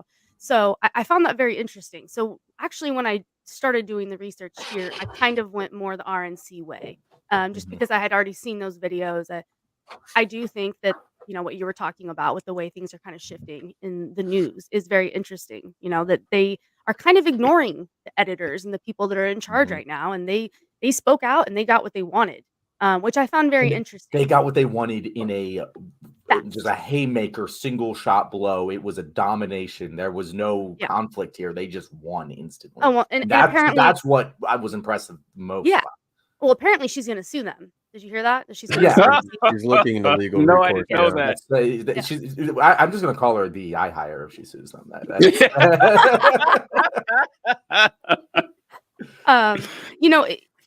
I had a lot of the same stats that TJ had about the RNC, but one of the other ones that he didn't mention was that Donald Trump's lawyers have already made at least $76 million in the last 2 years. That's a lot of money. That is where From that the money. Six?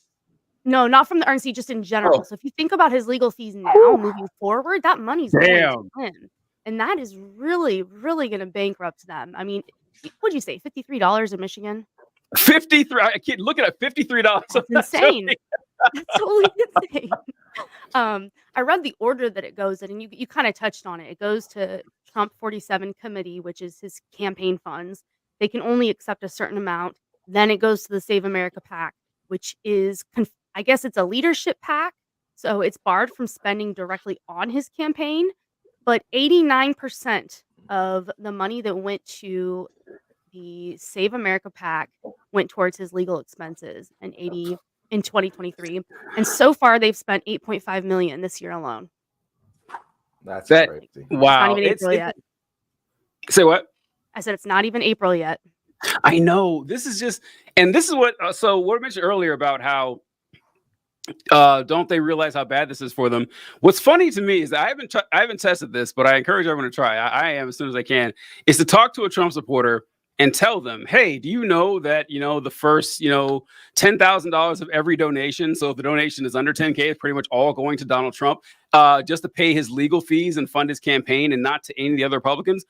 I don't think they have a problem with it. I don't. I think your average Republican is like, yeah, it's actually really important to make sure that Donald Trump can pay all of his legal fees. Like that's way more important to them than any random ass Republican senator, congressman, They governor. donate directly to him. Well, yeah, the Yeah. diehard ones, like, Right?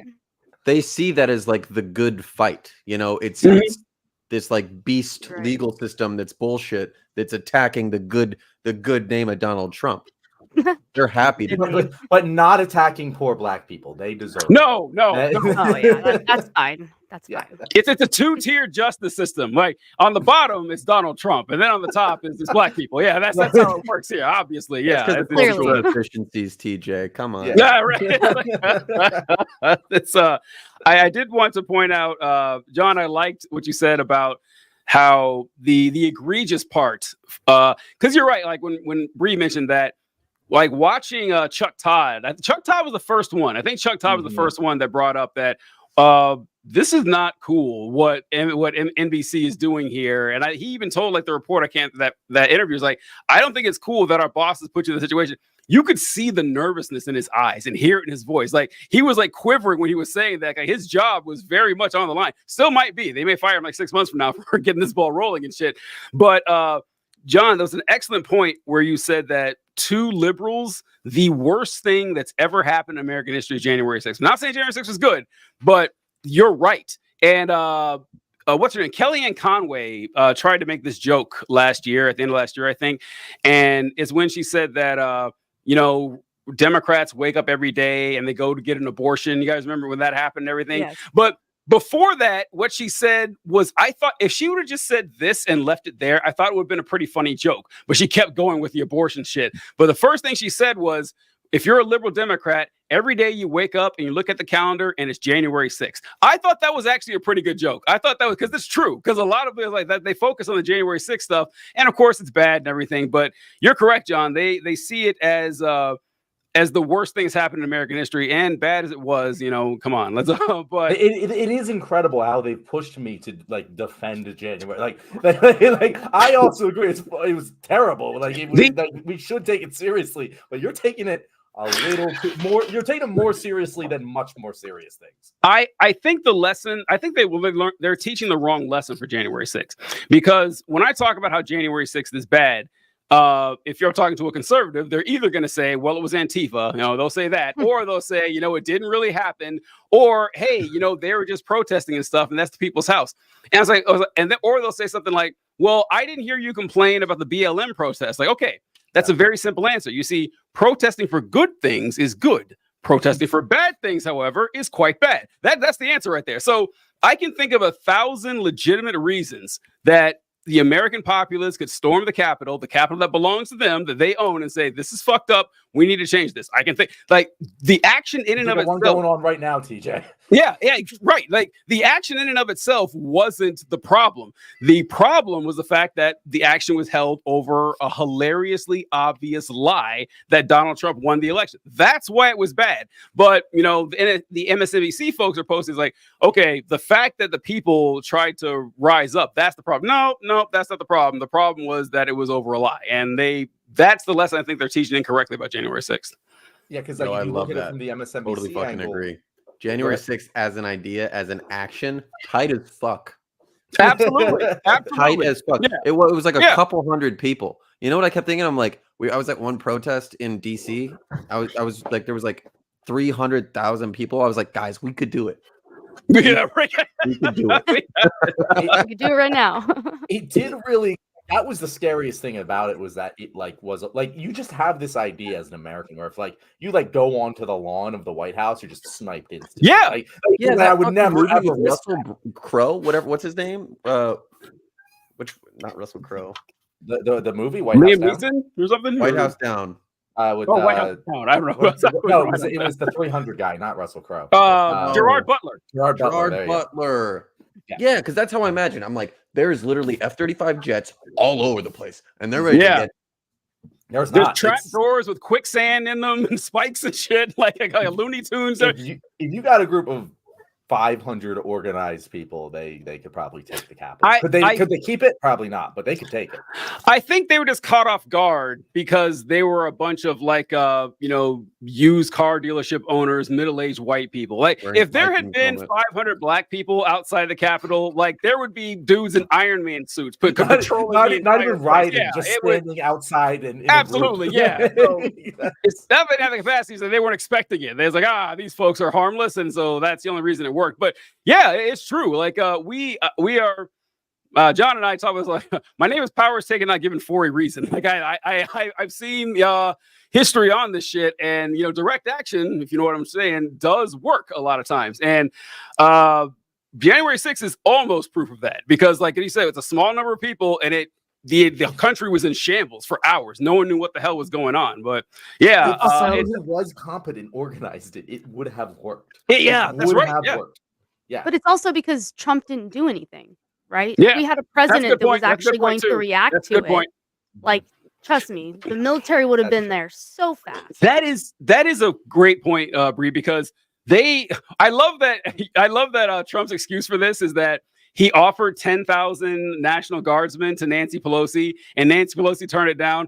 That's not how this works. Nancy Pelosi is not in the chain of command. Like she has no say in where the National Guard goes at all. And second, this is Trump's defense that he said, we need 10,000 troops at the Capitol building. Have you seen the Capitol building? Where are 10,000 people going to go? Like, that's just like a bullshit made up number that he said, because there's not room for 10,000 people to surround the Capitol building. And then when you read into like the transcripts of what happened, Trump never ordered the National Guard there. Like he never said. Mike Pence gave the order for that. I mean, that's how wild this shit was, that Trump never even bothered to send the Guard to defend. So that's a good point. If you had a president that actually did want to defend the Capitol, they very easily could have. The Virginia State Police were the first ones there. Wild shit. And that was because the governor sent them, not because the president asked. Well, I mean, they were there already. They just weren't. They saw a commotion. No. I'm saying they just weren't in uniform. But they were definitely they were just well attending. represented there. They were Like, oh, sorry, my uniform's in my car. I'll be right back. Let me go get that. Let me put away this Gadsden flag and I'll come right back and get through this shit. Let me put this gallows away real quick. There were gallows there. There were fucking There were were gallows, man. Like, wow. It's wild that it wasn't worse than it was. It really is wild that it didn't get worse than it actually did. But that is yeah, I forgot about the gallows. That's fine. There's a documentary. I don't know if you guys have seen it. It's called 4 Hours at the Capitol. Go watch it. Was that episodic? Like, I remember that being on like Hulu or something. I thought I saw something. It's on Okay, Hulu. yeah, I did see it then. Yeah. They probably made that so quick. It was like January I know, right? 9th. It was January 9th, and they're January like, 9th. it's a fucking documentary, guys. Watch it right now. You know what's so funny is like all these liberals, obviously, that was like Armageddon. You know, it's the worst thing ever. I remember also cishet white man, whatever. I was in California at the time. I remember it was on the news, and my girlfriend at the time, she's like, "Oh, look at this," and I was like, "Oh yeah." Turn it off. I just didn't give a fuck. I was like, whatever. I hate to be a one-upper, but I got one better. I was in the army I was still in the army at the time. I didn't get out until like, I don't know, the next year, I think. And I sent a group text to some guys in my unit, and you know, that you have to be in. Or no, someone sent a group text to our unit group text and said, hey, there's a bunch of like Trump supporters storming the Capitol. And like 2 or 3 guys were like, that's cool as hell. That's awesome as fuck. I'm like, what? I just were looking at it like, oh, Jesus. Like, I knew you guys were insane right wingers, but yeah, come on. Like, right out in public, you're saying that shit. So yeah, that was, I had dudes that were all for it. It's pretty wild shit. Christ. All right. There's people that still wish it happened. Say what?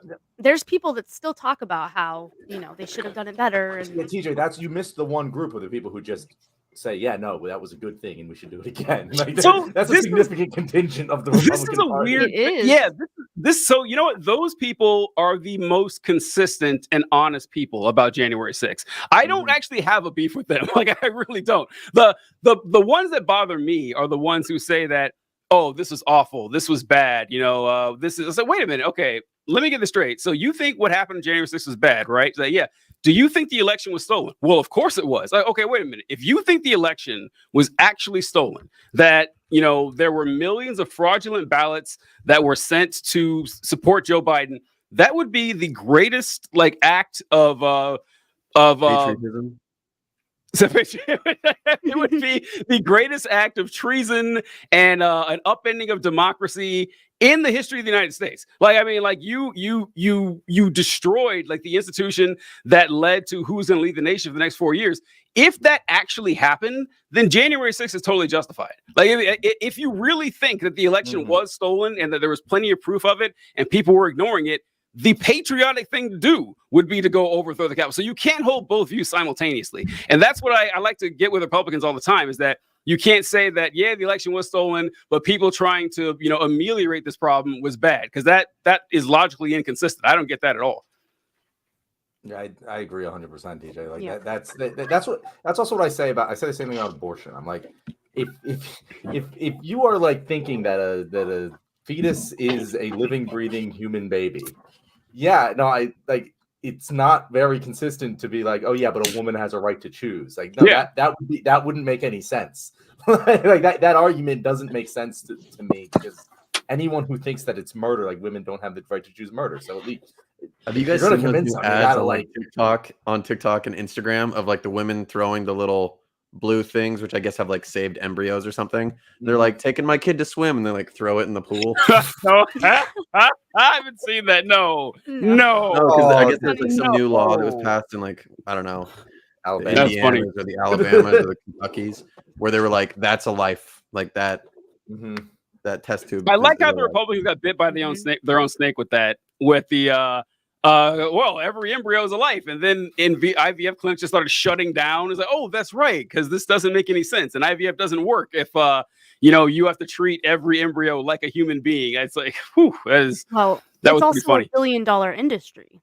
It's a $1 billion industry, so they spoke out against it, but then all of a sudden they like had to backpedal. Like, oh wait, our big donors and stuff, they don't want us to talk about IVF. They kind of backpedal. Well, their solution was, as duplicitous as ever. They're still going to have the rules in place that, a fetus or an embryo is a human being for the cases of abortion, but not for IVF. Like that's their Right. solution right there. I mean, it doesn't make any sense at all, but it's that never mattered before. Why is it never gonna mattered stop them before. now? Yeah, never mattered before. Exactly. All right, let's wrap with this boat. Wrap with the and boat. chat about it. So I'm on a boat.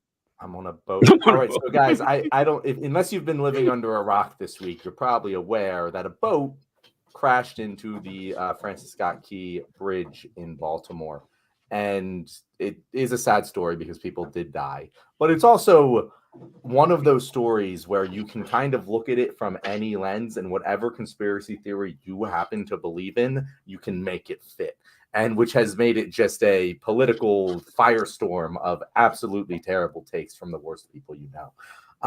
And it has been a very interesting, like, I feel like that has been more of the interesting story here, the reaction to it, than the actual thing happening. Because I don't know if you guys have come across anything else. From everything I've read, this seems like kind of an accident. Like it seems like bad things happen, bad things sometimes happen, and very unfortunately, bad things happened at the same time the boat was in a It wasn't just like the power went out on the boat for a second. They didn't have control, and then it went into the bridge. Exactly. The power was out. Yeah. Which, there probably is some like actual people responsible for that happening. Like maybe it was a freak accident of technology that could have been avoided. Usually these things are because of, someone cutting a corner somewhere. But Bree, that you seem to have the brand of that. Yeah, the brand of that boat, the Dolly cargo boat. Apparently, there was talks previously that there could be some sort of manufacturing issue, and it's been talked about elsewhere. And then this happens. So now I think they're going to do a bigger investigation into that. Similar to Boeing, right? Yeah, like I think Boeing's a great example. Like, yeah, that's clearly obvious, just corporate fuckery. But I have been I haven't like gone into it because I haven't seen the because I see so many people jumping the gun. Like I said, like to say the right is all about DEI and immigrants like causing this. I actually made a TikTok yesterday about like one of the when Fox News host was talking to I think it was Carville, and she was just like, yeah, so the White House has said this about the bridge and all these things happening, but you've been talking about how immigrants might have caused this. And it's like, how is this related? And he's like, how are you going to stop the immigration at prices at the border? I'm like, these two things aren't related. These two things aren't related at all. You can't even like make a stone's throw to that's where you're wrong, John. James, tell us how immigrants are at fault for the what was your take, James, when you were reading about this story? Either I just time or in preparation. I don't know, like I just went in and there was like an AP News article or something, and the entire article was just about the insurance circle jerk, like the insurer's circle jerk around like who's at fault and who's not at fault. And I was like, 6 people died. They did one line at the end, and but then it followed, and then there's like, but this is going to cost a lot of money. And I was just like, there's so many components to this that are like, I obviously understanding what happened, which I'm with you, John. I think it was just simple manufacturing like error, and I think that there should be an investigation into the same cost-cutting measures that probably stopped safety protocols from happening. But like and then there was like other things about like how much money it's going to cost like the local businesses like the Domino's Sugar Factory, and how all the insurers are trying to like blame it on Singapore. And I was like, I don't give a fuck about all the insurance companies. Like, I'm sorry, that's like not what I want to read about as regards this thing. Like I want to know. And then the other part that was bugging me was that Biden came out saying that he was going to, or that he planned to like put a bunch of money into fixing this, which multiple outlets said are not going to happen. And that it's effectively just like campaign rhetoric that he's putting out there right now. Yeah, like that there's like ways, there's channels in which that he can divert some of the funds from like one of his like infrastructure bills or something. That would be the infrastructure bill. But that they were like, it's unlikely that money's going to get there. They said that weird. They were like, it's likely this bridge is not going to be rebuilt. Oh, which really? is one, There's you know, it's like 35,000 cars that drive over it every day. yeah, So yeah, exactly. yikes. And then I was like, what does this mean for? I just was thinking about it from like, you know, like as a worker person. I'm like, what does this mean for workers? Imagine all the people that have to get to and fro that are now like probably having to tack on like an hour or two extra into their commutes, uncompensated, more money for gas, expected to leave earlier, get home later. Like there was so many things that I was like actually hoping that someone was going to say something. I was expecting, because no one cares about that. But the fact that I read a whole article that was like a high schooler's essay length, that was just about insurance companies pointing the finger at each other. And I was like, this is bullshit. I actually don't care. I love your dog right now. Yeah, I was gonna say it's hard to take anything he's saying seriously because I'm just staring at the dog. Dog's adorable. Yeah. So if we're lucky, Elon Musk can build a tunnel underneath the water, and that way they can. There we go. Why did I think of that, TJ? We said one Tesla at a time. One Tesla at a time. Yeah. A single car. Exactly. Or the Teslas can he can get them to fly or something. You know, exactly. All that money and just fly them right over. So. I was gonna say that I have a list of like 9 different conspiracy theories on this that I came up with. Let's fucking go. Want me to list them out real quick? All right. Yeah. All right. The ship is from Singapore, and since TikTok's CEO is also from Singapore, then it must be an intentional attack to punish America for considering banning TikTok. No, that makes sense. Ooh, that's it. Bree, you need to have one conspiracy theory because that's obviously it, right there. That's clearly what you have to come out swinging. It gets worse. It gets worse. DEI/diversity hire and corporate woke culture led to the collision. That's what I was going to talk about. Yeah, I've heard that one a lot from this company that isn't in America. well, yeah, they said this about the boat, and they said it about Boeing, that they have these diversity hires, and that's the reasons the corporations are cutting corners for safety regulations, because they never did that before. This is definitely because they hired a Hispanic female to be the chief operations officer, so she was just started slashing regulations left and right. That's a good one, Bree. Bree, I want to say one more thing on that one, is that I've said this for a long time, that the whole it's so clear and obvious now that the entire DEI hullabaloo is to cover for corporate cost. It is so. It happened a year ago where it started getting big, and it specifically started getting big about airlines. And now we're finding out all of these things about Boeing, and it's it was so clear and obvious they knew this was going to happen and tried to create a cover story. It has never been more. It's more obvious than Epstein not killing himself.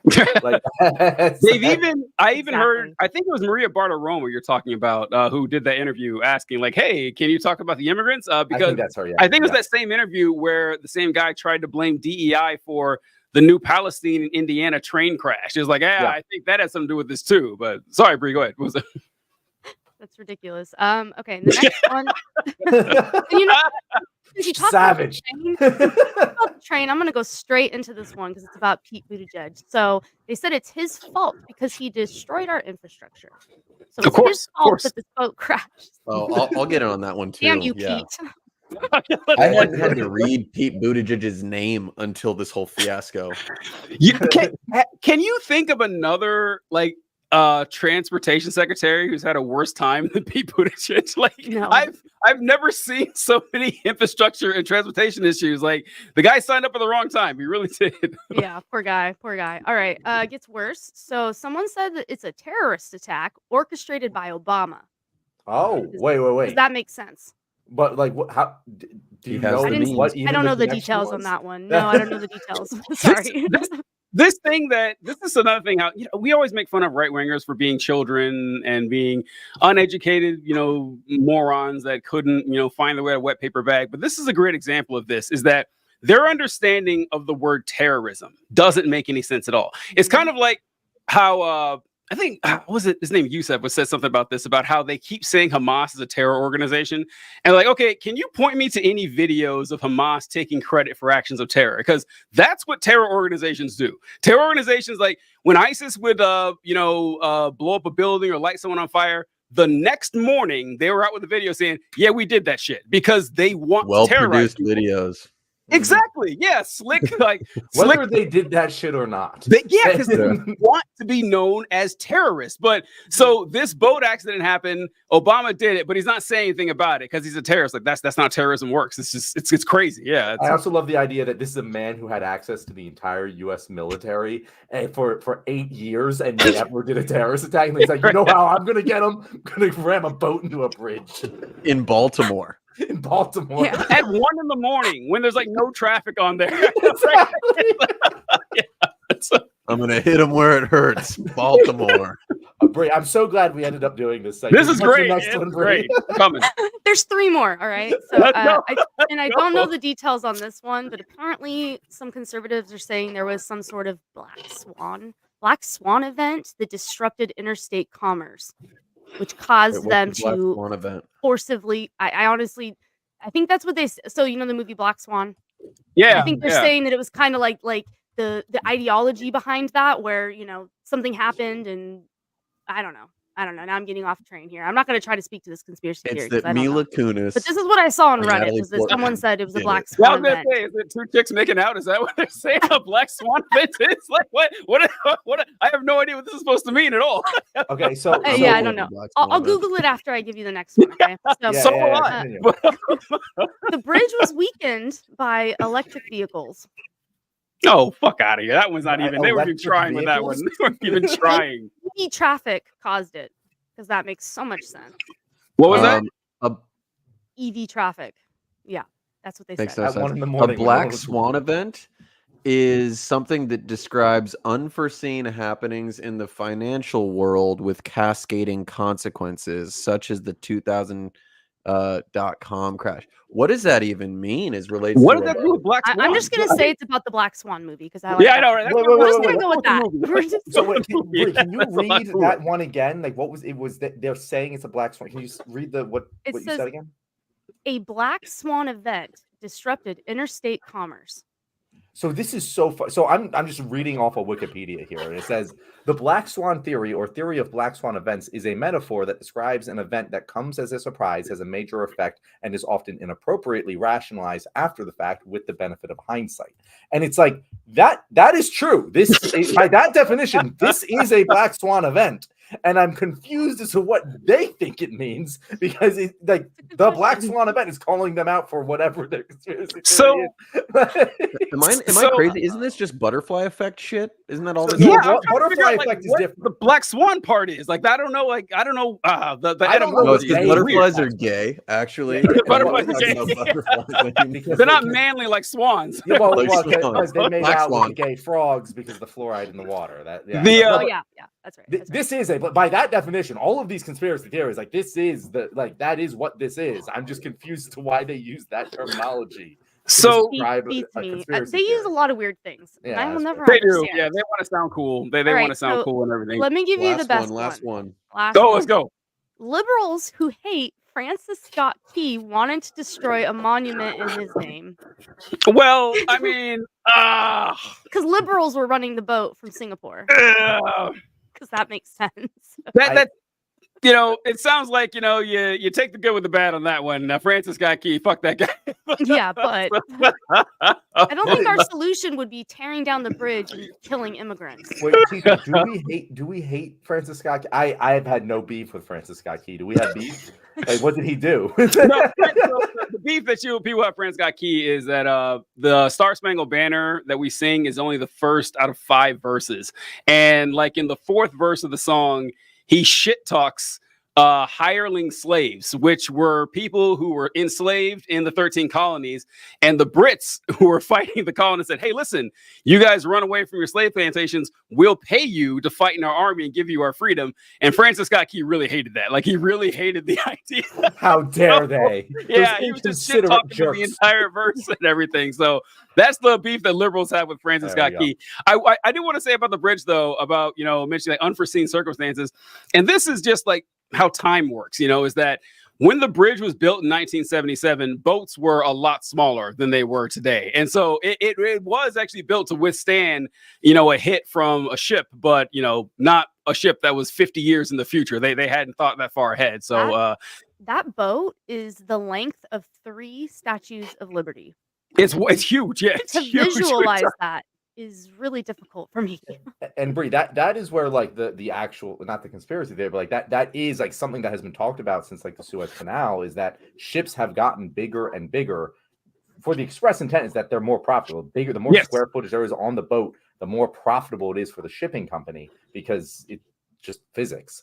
But it also causes major issues with overall transportation infrastructure when they get stuck or they hit something, or you have to unload a bunch of it at one time, and then you have people sitting around because there's another boat coming because you had it all in one boat instead of doing it in an efficient manner. And like that is an actual explanation for one of the problems that caused this. But Right. no, it was probably because, we wanted to tear down a monument. Just because of all the electric vehicles. Oh, guys, These it damn was electric TikTok. It was TikTok. I think it was TikTok. TikTok is my The favorite. TikTok one, the first Tic-tac-toe, one, yeah. people. Tic-tac-toe, a winner. By the way, I didn't get like what she was trying to do with the tic-tac-toe thing. I didn't either. It didn't make any sense. It didn't. I was like, I don't get even what she was trying to say, but I don't know. She's 85 I don't years think old. anybody understood. I Yeah, don't that think was anyone weird. got that. You guys was know weird. what my Roman Empire is. What? Yes, I've heard that. Good morning. Sunday morning. Sunday morning. Oh my God, I forgot about that. That Nancy Pelosi line. I forgot about at that. least once or twice a day in my head. Really? Yeah, Yeah, I that's can't get weird. it out. I can't get it out. That was weird. That was weird. I There's don't a think lot I've of ever like, given that one a second thought, to be honest. But oh, that was now that you that was, say it was just weird like, that you did it. true. It's weird. All right, guys, this has been a great episode. If Before we our get audience Kareen out should of know, control. this is our last episode of the night. We're wrapping it up. This is the end of the episode. Watch the outro and then subscribe and shit. Whatever I say, do that. Appreciate it, folks. Thank you. Okay. I was like, we gotta wrap this.